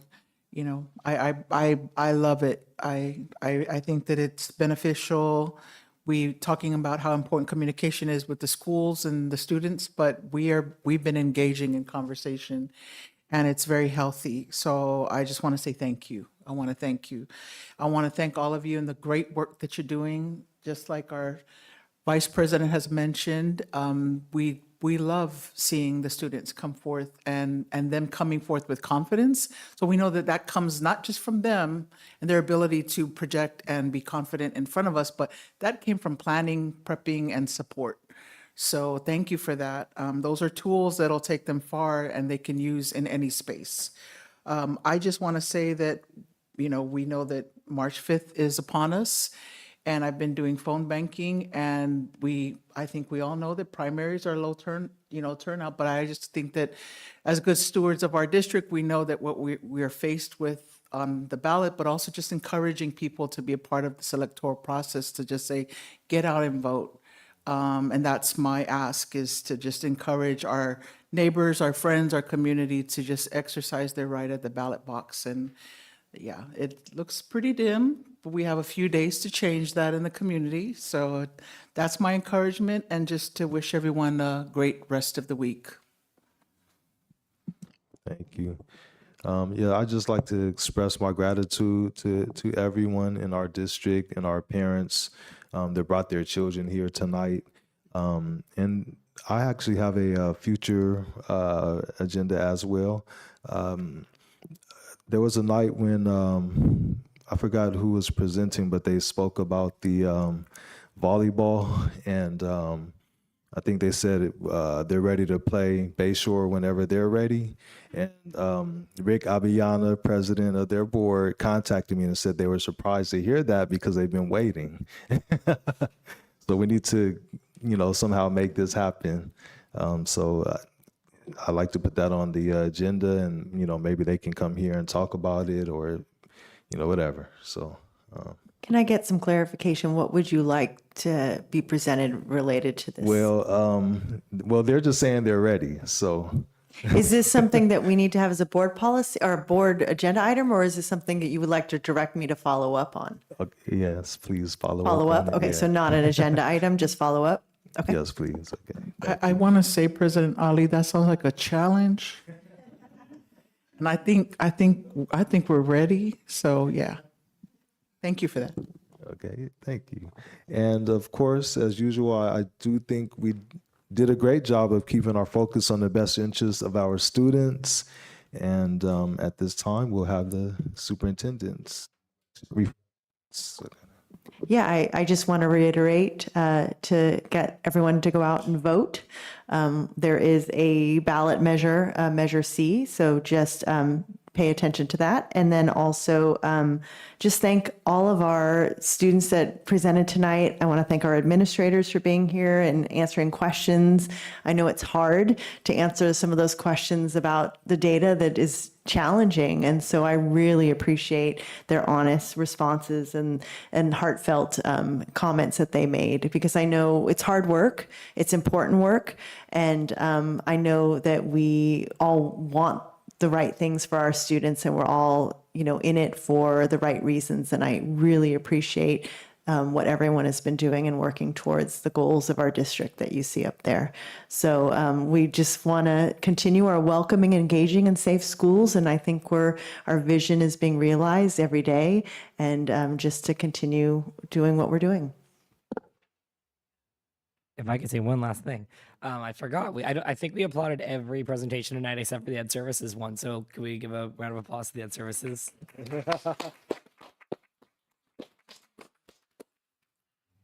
That's all. So, okay. So thank you, everyone, and we will adjourn the meeting at 9:04.